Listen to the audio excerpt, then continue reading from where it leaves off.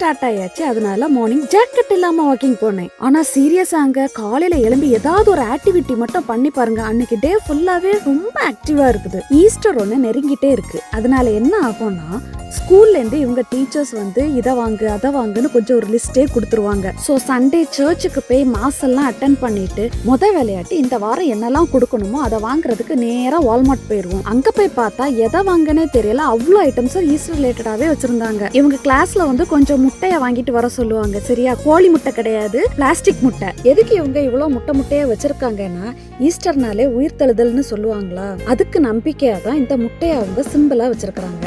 ஈஸ்டருக்கு முன்னாடி நிறைய கேம்ஸ் வைப்பாங்க. அதுல ஒண்ணுதான் எக் ஹண்ட், ரொம்ப ஃபேமஸ் ஆனது. முட்டையை கொண்டு போய் எங்கேயாச்சும் ஒளிச்சு வச்சிருவாங்க. அப்புறமா குழந்தைங்களை விட்டு அதை எடுக்க வைப்பாங்க. நான் நம்ம ஊர்ல இருந்தது வரைக்கும் இதை மாதிரி எதுவுமே நான் கேள்விப்பட்டதில்ல. ஆனா இப்ப அவங்க பண்றாங்களான்னு எனக்கு தெரியவும் செய்யாது.